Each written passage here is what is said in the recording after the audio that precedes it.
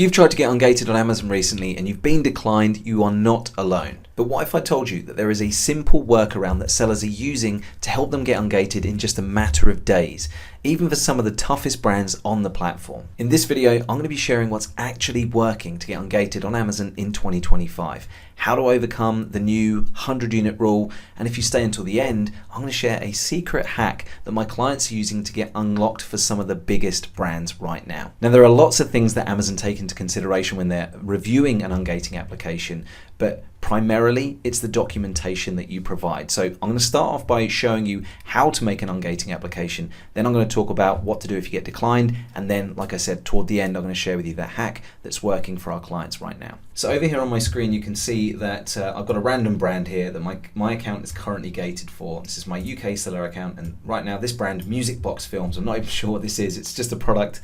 The brand's attached to a product we've recently been researching. If you're unable to sell a product and you need to get ungated, this is the form that you will see. Something like this. There's also another version of it where it asks you whether you'd like to submit an invoice or whether you have a letter of authorization. Now, humble sellers like us who do online arbitrage and wholesale and stuff like that, the chances are you won't have those letters of authorization. They're very difficult to come by. So ignore that entirely and stick with just the invoice. But the form will look something like this. So you can see that it has to be dated on or after, and the date is here is based on when I'm recording this video, but it has to be within the last 180 days. The invoice must contain your name and address matching the information in your seller account. Now that's important because a lot of people will just go purchasing online and checking out with their personal information. But if that information is not how Amazon has you registered on the platform, then they're going to decline the invoice. That information needs to match up. So if you're trading as a limited company or an LLC, when you check out with online retailers, you need to make sure that you check out with your billing address set as your company information so that when you produce the documentation, Amazon can approve it for ungating. All right, so it must match the name and address, and also the invoice itself needs to have the manufacturer name or the distributor, wholesaler, retailer name on the invoice as well. Pretty straightforward. Now here, this particular brand in the UK is only asking for an combined invoice of 10 units. So that means we can just buy 10 units of that brand from what we call a recognized supplier, and that's a supplier that Amazon will approve invoices from. And we have a list of these internally that we share with our clients. We don't share it publicly because it's cost us tens of thousands of dollars to figure this stuff out over the last 13 years of selling on the platform. Just know that there are lots and lots of different retailers and wholesalers and distributors out there whose invoices will be accepted, and there are some that are not. Mostly it's going to be trial and error, but ultimately once you start to establish which ones work, you can go back and shop with them again and again and again to make future ungating applications. Now, what we've been seeing just recently, not necessarily so much in the UK, but more so in the US and Canada, Amazon's been requesting invoice documentation that says, that proves you bought 100 units or more, perhaps 200, 300, 400, 500 in some cases. Now this is brand specific, but it's not happening on every single brand. And part of the hack that I'm going to be sharing with you at the end actually means that you don't need to have that many units. And it is working right now, I promise you. More on that later, but here it says we can omit the pricing. We can, please note that we may verify submitted documentation by contacting the product vendor. So they might actually reach out to your supplier to verify that the invoice is real. So under no circumstances should you ever be doctoring your invoices, your documentation. Don't change the date, don't change anything. Even if you checked out with the wrong address or anything like that, don't change it. Go back to the retailer or the wholesaler, supplier, whoever it is, and tell them that you made an error with providing them the information. Could they reissue you an invoice? I'd probably not tell them that it's for ungating purposes because they'll be a lot less likely to help you. Just tell them that you made an error and it needs to be rectified for your paperwork so that it's correct for tax purposes, because that needs to be correct too, right? And then at the end here it says if you're providing an Amazon invoice or order confirmation, you need to show a combined purchase of 50 units. So this is something that's relatively new because a while back we were buying products from Amazon themselves and submitting their own invoices back to them, and they were approving them for ungating. They kind of caught on to what we were doing, and now they're specifically requiring, on some brands, again, not all, a combined purchase of 50 units or more. But like I said, we have something that's working right now that makes it so it's not necessary to submit invoices for more than 10 units. So let's say we were making an application for this brand. We have to tick all the boxes here just to say yes, we agree and everything meets the criteria, and then we need to select an invoice. So I have a sample invoice here. I'm going to blur out the sensitive information obviously, but an invoice would look very much like this. So we have the invoice to address. This is the name and address of your company or your trading name. You can get away with, if you have a registered address for your business and that's your home address, then you can have your name and that address. But the best case scenario is that you have your company name and you have your company registered address as it is registered with Amazon themselves in your seller account. Then it shows what we purchased, how many of them we purchased. This might be something that we want to highlight in the comments during our application. And we also see the supplier name and address on this invoice here too. Like I said, blurred out the information that's sensitive here, my own personal information, but you get the picture, right? So Zappies is a UK-based toy wholesaler, and they're good for ungating purposes. So all we do is in this application, so we select the file, and in the comments we might point out that this invoice shows a combined purchase of 120 units. Now, the invoice itself isn't related to Music Box Films. I'm just using this as an example, but in this case the invoice does show 120 units. Now if it didn't, I wouldn't put that. If it only showed 10 and they were asking for more, I wouldn't put that.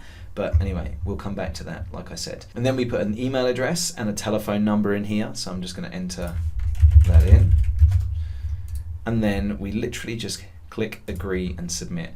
And now what's going to happen is we're going to have to wait for Amazon to review that information and come back to us. So this application that I made is likely to be declined because all the information is wrong. The invoice doesn't actually relate to the brand itself.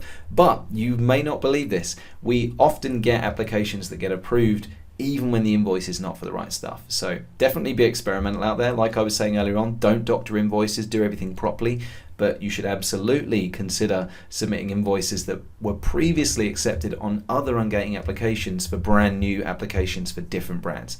That's working as well. So there's another type of ungating that you might come across when you are looking to sell products, and it's this here, a transparency listing application. So some of you may be aware of Amazon's program called the Transparency Program. So they basically created this to help brands protect the authenticity and make sure that there weren't sellers from China just churning out the same product that looks similar, listing it on there against their listings, and basically it's counterfeit stuff. It's not the original product. So the way they did this was they came up with this transparency program, which it's just a little logo, a little icon that's printed onto the product packaging, and you can download an app from the iOS store or the Android store. You can scan it and it will show you a code. Now you need 5 of those codes, like it says here. They're going to request 5, so we just say yes to this, yes to this, yes to this, yes once again, and then I will enter 5 transparency codes. So this is what they look like. You can see them here. So you download the app, scan the barcode, and it gives you codes. You just paste the 5 codes in here. Once again, put your email address and telephone number in and submit them, and then you will be able to get ungated. Like, you won't be declined if you've submitted the transparency codes. It's impossible to be declined because you're doing the right thing. It's only if you got the wrong transparency codes for the wrong brand. So of course this goes without saying that you need to have 5 units that have this transparency code on, and then ensure that every product that you send in after that point has the transparency code. One other way that's working in 2025 to get ungated for some of the biggest brands is to buy from the actual brand's websites themselves and produce invoices for that purpose, because the gating system has been put in place to ensure that we are selling original, authentic products on Amazon's platform. They're not counterfeit, they're not fake or anything like that, they're legit. So Amazon wants us to be able to prove that with paperwork, back it up with documentation, and the way we do that is by providing invoices. But Amazon can't argue the authenticity of a product when you bought it directly from the brand themselves. So Lego's a great example. If you want to get ungated for Lego on the Amazon platform, you can just buy from Lego directly on their website, produce an invoice to Amazon, and you will get ungated. And in fact, a little secret here. If you go, this is not the secret that I was going to share, just an extra little bonus one. If you go to Google, search Lego spare parts, and then go to buy pieces, you can, for less than $10 or £10, and if we sort by price low to high, 2 pence, I mean that's the UK, so it's like 3 cents at best, US, pick that, we add 10 of those to our cart. They do charge a shipping fee, so the service fee is $5.50, 20 cents, 20 pence for the actual product, that's going to charge me shipping. So for less than £10, I can get an invoice to get ungated on Amazon for Lego. And the same is true for different brands, like let's say you want to get ungated for Nike, or maybe you want to get ungated for something like Samsung. Buy products directly from the brand's own store, submit those invoices, and you stand a much greater chance of getting ungated, much slimmer chance of being rejected. Okay, so now I'll share the hack that's been working for our clients. And honestly, it's probably a little anticlimactic, but I'm going to share it anyway because it truly is working. And that is, if you get declined, simply resubmit the case. I know, groundbreaking. Not rocket science at all, but it is working. So like I was saying earlier, even if your documentation does not meet the criteria officially, continue to resubmit that documentation. We've tested this over and over and over again, and so have our clients. And some people take 20 odd applications. Sometimes it takes 5. My personal record's 21. I know we have people in our community that have done more than that, but ultimately, if you continue to resubmit the application, eventually it lands on somebody's desk and they approve it. We don't know why Amazon does this. We don't know why they approve documentation that doesn't necessarily meet their criteria, but it's a little loophole right now, and let's make the most of it. Whilst it's here, continue to resubmit your documentation until somebody eventually approves it. Now, this tactic does take a little bit of patience. It is going to get under your skin a little bit because Amazon are going to continue to reject it a number of times before they approve it. And sometimes they're going to start automatically rejecting your new applications because they're saying that you've not submitted anything new. So in those cases, all you need to do is to reopen the case. So in your help center, you can just reopen the case and appeal it and say, please could somebody take another look at this? I did provide new information. The invoice, everything meets the criteria. Please re-review it and approve me for the brand. And ultimately that does end up with us getting approved. Now, some other things that you might want to do when you resubmit these applications to prevent the automatic decline that sometimes happens is to physically rotate the document. So on Mac and Windows computers, for the most part, you can rotate 90 degrees an image or an invoice or anything like that. And the reason you do that is because what sometimes happens is the application's going for a bot review.